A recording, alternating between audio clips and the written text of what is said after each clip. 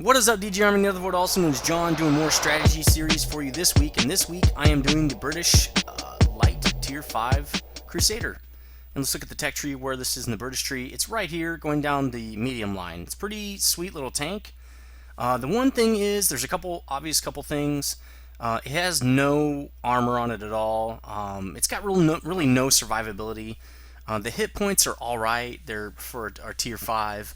But it's got great mobility. It's a little slower than the PZ-34 if you've ever played that tank.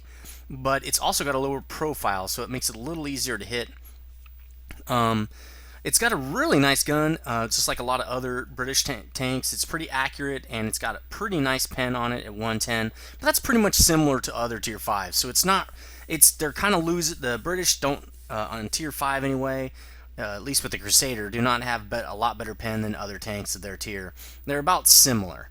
So 110 pen's still pretty good, but the reload rate on this thing is pretty awesome. You can see almost around every 2 seconds. So the way you're going to play this tank is use its mobility to get in there and do some damage. The damage isn't that great, but it's definitely, when you're getting 80 damage every 2 seconds, you're going to take notice.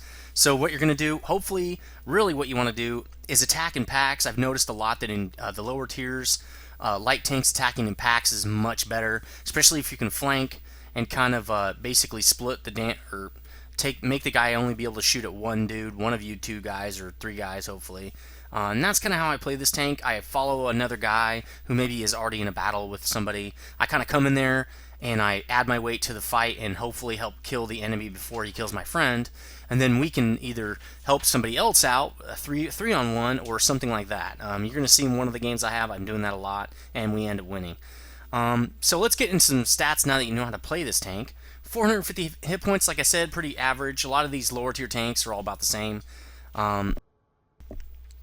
I better make sure that I have all the module upgrades. I'm pretty sure I do, but sometimes I don't. Okay, so 410 horsepower engine pushing almost 20 tons. That's a more than 20 to 1 power to weight ratio, and that's why this thing gets the acceleration that it does. It's really awesome. The only thing is with the acceleration, you feel like, wow, I should be going a little bit faster than 45 or 44 kilometers per hour as a max. But it's still really very maneuverable tank. You can hop all over the map in this thing. That's what I really like about it, and that's what I do in games too. Is again, like I said, hop around and help buddies out. They're in 1v1 fights. Try to flank. Try to help take that guy out real quick. 40 traverse on the tracks is really awesome, and added to the 46 traverse on the turret for 86. That's really awesome. You're really not gonna be able to circle people pretty well, get into tight spots, pop out, take a shot, and pop back pretty easily. That's really nice. Again, like I told you, the armor is pretty much non-existent, and a lot like these British tanks, if you shoot right into the gun here, you're going to pen them. So it's weird that it really doesn't have a great mantlet. So again, basically armor is non-existent on this thing. The hull armor is 51 here, but it's really not that great. Every time I get shot, I get penned. Because if you think about it, well, I mean, there's an angle though, but 51, if you're shooting right there with a 110 pen gun, it's going through. So what else can we say about the stats on this thing? 360 view range, pretty nice for a tier 5.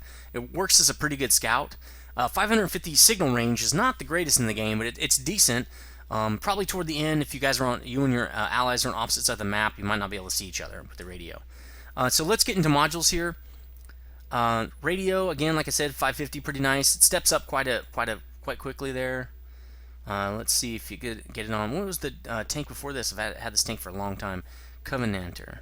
Let's look at what you should have from that tank. No, you should have that. So you should have this one, the Mark II. Let's see if you have the Mark III. Yeah. So you're gonna have that radio right when you start. Just throw it right on and get that radio range up there. Tracks, not a lot of difference here. Modules are too heavy, so you're gonna have to do the tracks first. In fact, let's look at that. Let's see. I know you don't have this gun when you start. Let's find a Covenanter gun. You will have this gun. Isn't that the derp gun though? Yeah, it is. You're gonna have that derp. I think you start out with the Mark III. No, you don't. You start out with the noob gun and the derp gun, but you will not be able to load. Let's see. Let's load this, and then now we're gonna load. Let's see. Yep, we're gonna load the lower turret. So now we're going to load the lowest track. So see, oh, you can put the howitzer on right away. I don't really like these heat guns or HE guns, but if that's your thing, go for it. The damage is not very high in this one. And 78 pen is really not that bad when you're shooting a tank. A lot of tanks have no armor at tier 5, so it's really not that bad of a gun. But yeah, you're going to have to get the tracks first, and you do get an upgrade. You can upgrade modules, and you get a 2 degree per second traverse increase, which is pretty standard on almost all tracks. You will not have that engine, so you're going to start with the 400 horsepower engine, which is pretty much the same. There's really not a lot of difference. There's no change on fire impact. You just get 15 more horsepower. You get like 5%, a little less than 5% more. Really not much of a difference there. The turret doesn't really matter. Look, you go from 40 to 50 armor. I mean, that's not that big a deal. Actually, yeah, sorry, the whole armor's 32 angled. It's not going to stop anything. You do get a slight bump in view range, about 8% or so. That's alright. That's good. You know, anything helps. Any of those bumps help, but it's not that big of a deal. When you get this gun bump up to 110, that's a pretty significant increase. That's about a 40% increase over 78 right here. So you're going to notice the difference. The 78 is not a bad gun. That's not a bad pen, but the damage is also a lot lower, and the reload is only slightly faster. So you're going to notice a big kill speed difference. With this gun, I can generally kill tier 5s pretty quick. And especially if you're flanking with a buddy, they're going to get murdered with this gun. So definitely use it to your advantage. So those are all the modules. Let's look at tech tree. So here is the Crusader tree, and like I was saying, there's basically two routes. If you do go the Gauzers, you're going to go straight down the turret into these the gun line right here. And it's kind of expensive on XP a little bit. You're getting up there a little bit now in tier 5. You should have only these two guns pretty much unlocked from the previous tank. You're gonna have, and then you're gonna have the radios, obviously, and those are really serious grinds. So you might not have those. I usually grind everything out possible and elite the tank before I sell it. So if you did do that, you'll have all these radios and the 2-pounder and 3-inch right here howitzer. So if you go Gauzers, you're gonna go with this turret and then up the gun line. If you didn't, you're gonna have to get the tracks first and then go up the turret and gun line. Once you go up the turret and gun line and you have tracks, you're going to go for this engine because it's really not much of an upgrade and it should be the last thing you need to unlock. Then work on the Cromwell, and then you're done. So we're back from tech tree, and let's look at equipment. Even though I don't personally, I only put equipment on tier 7 and above, so it stays on there a while. I definitely go with the vent. It's pretty easy to get, and you'll be able to use these light tank equipments all the way up to tier 7 when you're still in your light tank, so it might be a good idea. You can get the enhanced suspension, which I think makes it so you don't have to get the tracks right away. Yeah, you're going to get another 2 tons out of that. So get the enhanced suspension if you want to go right for the turret and the gun on your research tree. That's pretty cheap, and you can throw it on other tanks. It will cost you 10 gold to take it off. I always go with the rammer to make the gun even faster on the reload. And then probably since you're moving around trying to spot people, I'd either go coated optics, which is a good idea, or toolbox, because your crew is pretty crappy at repairing, and when you get stuck, it's can sometimes be hard to get out of it. Or if your gun's broken or whatever it is, you need to repair something quickly. Another thing you might want to do is go laying drive, because especially with your crew being so low, these guns do not aim very quickly. 2.3 is I think it's pretty average, but the thing is your crew is not at 100%, so they're going to reload. They're going to be aiming pretty slow. So that might be another piece of equipment to think about getting. So yeah, that's pretty much what I do for equipment. So we're looking at its consumables here. I do put a small repair kit on tier 5 and 6, and then 7 and above I put a full rack of consumables. And in my opinion, it's really not worth using any of the other consumables here. But the small repair kit can help if you get tracked kind of early in the game and you don't want to get RD'd and get killed. You can come back and make up those 3,000 credits plus some. This is what I do for ammo. At these lower tiers, I put a little bit more HE than I usually do.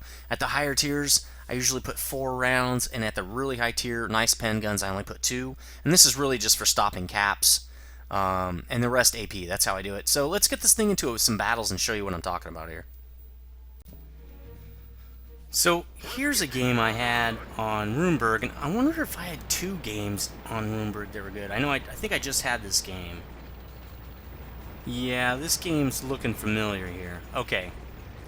So a lot of times with these faster tanks, and especially mediums and stuff, with the mediums that have more armor, like the tier 8s and 9s, or 9s and 10s even, I'll go in the city, because you can do some pretty good damage, especially if your gun's pretty good. You can hit people in the front. You can help to push through city there. But with these little, smaller tanks, where you need to dodge around and stuff, I generally go to the right here on this map. Some great, pretty long-distance shots on this M7. I do not typically expect these kind of shots. Right here I'm getting pretty lucky. My crew's at 80% in this game approximately. And I'm just getting good hits on this guy. Also don't have a lot to shoot at even, and I'm getting good shots. So, helped get that kill there, even though he did kill my buddy. But again, helping out teammates. Now, I'm thinking right here, I'm going to go help that M5 Stuart fighting the PZ-34. Now, if he can survive long enough, because a lot of times they'll die too fast if they're just trying to Rambo in there. Oh, good, he didn't die. So hopefully he can get out of this. A ram oh, look at that, 71 plus 50 ram damage. Well, he died, but we did get the kill at least. It would be a lot worse if he had died and he had not killed the 3-4. So here's the M8A1, great little TD. I know I showed it to you in the Covenanter video. It actually killed me once. His gun is amazing. It has great damage and pen and stuff. I did miss right there, so did he, got lucky. And I think I'm just going to out-hit point him right here. Oh, he missed again, wow. If he wouldn't have missed, he might have had a chance at me. Now, I was thinking, man, this track's appearing slow. I thought I used my kit already, so I didn't, and I used it to get out of there. Because I'm pretty sure there's a big heavy over here, and I don't want to run into him. So now what I'm thinking is, okay, this side is fairly handled. I think there might only be like one big heavy over here, not positive. So instead of taking it on pretty much by myself, I'm going to go back and team up with some other teammates and get some 2v1 situations, or maybe just crush people in the city and swarm them. Again, these smaller, tier 5 lights work better in a swarm. You can really jack people up. Even 2v1 is great with this gun. So I'm just rolling around here trying to get into the city, hopefully trying not to get shot from the dudes that I know are still sitting over here in this courtyard who are not advancing. So it looks like they're dying faster than Hetz and I can get there. I mean, while that's good, it also means I don't get to do more damage, which gets me credits and XP. But we'll see. So we've got tons of dudes over here now. There's no way we're gonna get outgunned, which is good. When you're a lower tier and you're half dead, you kind of do want to group up as long as it's you're not losing your cap or something. So he's dead. Didn't even get a shot on anybody really. That Hetz took that guy out. So I actually thought the cap was at number 1 there. I thought this was the original regular mode for this map, but it was encounter. I probably should have stayed in capped. But I knew about this point right here, and I noticed that this was not the cap. I figured, hey, I can get some damage on some dudes, come back here, jack some more people up, have a better game. So the T-49 thinking the same thing here. So he decides to go high road, but right here, it's almost time for us to cap. So I'm going to get out here and scout a little bit, see what I can see. Maybe get behind a couple of these bushes, even though it's a little harder. Oh, there's Hetz. He's at full health, and that Hetz can probably take me out. He's got the kind of low gun. Try to track him there, but at least get some damage. He does see me. Nope, I was trying to track him again. Figured I might as well just keep shooting at him, because I'm not going anywhere. He is missing me big time, and I'm hitting him. And I think, okay, let's get the Valentine out of there. I probably have a better chance. There we go, he's dead. Now let's focus on this Hetz. And I got real lucky right here. We capped the base right before I die. So let's get some end plates. This was an alright game. I don't think it was that great, but any game in this tank where you do at least, hopefully, your hit points and damage or better, and don't die, you're doing pretty good, because this thing is pretty easy to die in. It's very fragile. So on the 2 times there, I got about 900 XP. That's pretty nice. Hit 4 guys, killed 4 guys, and damaged 5 guys. Pretty nice little game there. Helping my buddies out in a couple situations. It's too bad they died in the process, but still, second plate here. Sorted by XP, I got the highest on the team, and that was because I went after those last 2 guys and got all that damage and stuff on them, which was really nice. Last plate, 18 shots fired, 15 hits. Pretty nice shooting by my team, or by my tank, by my crew members here. 14 of those 15 were pens. That's like I say, that 110 pen is pretty much all you need for tier 5. Damage 785 out of 450 hit points. That's pretty good for this tank because it dies pretty quick. So really nice little game here. Almost 15,000 credits there, even after I used my repair kit. So really nice little games. So this is another great game. Well, not great. It's a good game I had on Highway. Again, whenever you can get in this tank and last through the whole game without dying, you're doing pretty good. Now, here's something I'm going to do on Highway that I don't usually do. It's kind of a scout maneuver. I've seen some other guys doing it. It seems to work pretty well. I'm in a light, fast tank, and I got some pretty good firepower on me in this tier. Basically, tier 5 game. There's one tier 6 on each side. It doesn't really count. I'm going to go down through this water here and then roll on the side of the bank so I don't get spotted or RD'd or shot at or anything. Hug that bank as long as possible here. I'm trying to get up under that bridge eventually. I'm going to come up to here though and stop behind some bushes to see if I can spot anybody basically doing the same thing I do. A lot of times the enemy will put somebody under that bridge too. So I was going to see if I could see the enemy first, waiting for someone to show up behind the bridge. Now, we don't have enough guys going north. On this map, you generally want to split up your team, because if the enemy blobs one or the other side, then the other part of your team is going to rush right to their cap, and then you're going to surround them. It's pretty easy. Usually heavies are best in city just because they won't get RD'd. But, you know, if they're pretty fast, I've seen a nice fast push on the north. A lot of times, you know, random teams are you know, creeping out real slow. And if you get that rush in their face, they really don't know what to do. So I'm moving up under this bridge here, and I get my first spot right there on the 3-4, or on the PZ4 with the unupgraded turret. I don't hit him. Not a good shot. I'm trying to do blind shot. My crew's just not that good. Well, I mean, my crew's okay, but the accuracy of this gun is .41, so it's not that accurate. And reticle was not zoomed all the way in. So I did get hit by Artie there. Artie trying to take out the scout. That's me. M7 trying to get shot. Nope. He goes above where I can shoot. Let's back up a little bit. See if I can get a shot on this guy. There, he's tracked now. There we go. 251 meters. Had some really good shots in this game. Again, wait until that reticle comes all the way down. Let's try to get a shot. Well, probably not going to get these guys. They're under the horizon now. Behind the horizon. So I get fully up under this bridge. See if I can spot anybody else. I think those heavies are going to have an easy time with those two little tiny TDs.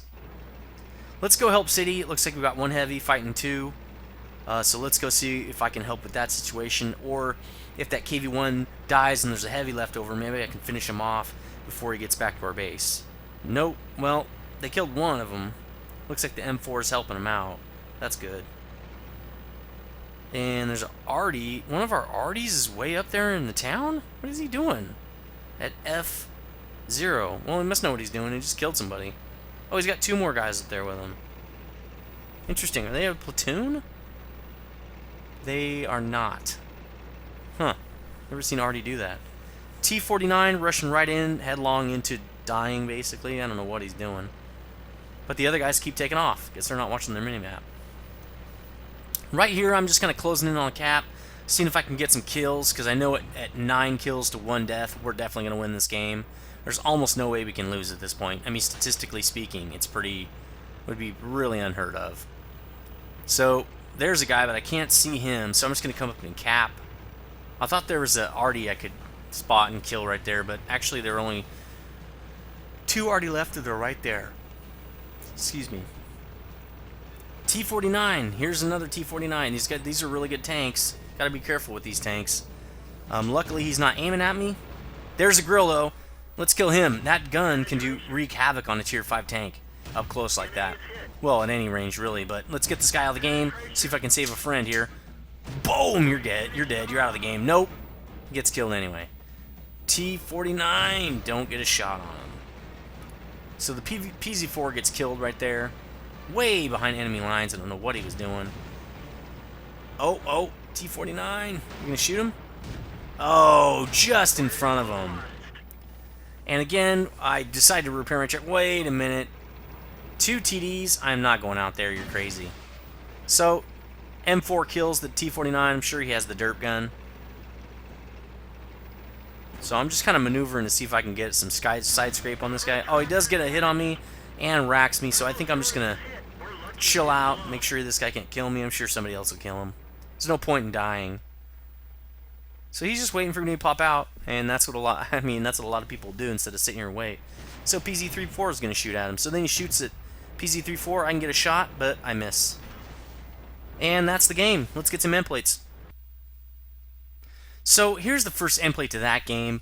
Not as good as game in the last one, 733 XP, but that's pretty decent for this tank. No complaints from me. Killed only 1, damaged 3. Got 3 spots though, and that's kind of what I was looking for, to try to get some spots in this tank early on for the north side. Pretty decent. Let's look at the second plate here. 4th on my team for XP. Decent. The PZ-4 and T-14 really got the lion's share of the XP. They probably did the most damage, is probably how they did that. Last plate here. 18 shots fired, only 7 hits. And that's because the gun's not very accurate and the crew's not 100%. So sometimes you get really good hits, sometimes you don't. It's kind of random. Out of those 7 were pens, so that's good. Only did 481 damage on 450 hit points. Again, I did pretty well. My main thing I was trying to do in this game was kind of scout for the north side there, and it worked out. Still made 13,000 credits, even though, again, I used consumable. So pretty decent for credit making. Not stellar, but it's okay. All right, so that's this tank, the Crusader. Tell me what you think about it. Tier 5. I'm now working on unlocking the Tier 6. I think I'm almost ready to unlock it, and I'll be moving on the British tree after that. Later, guys.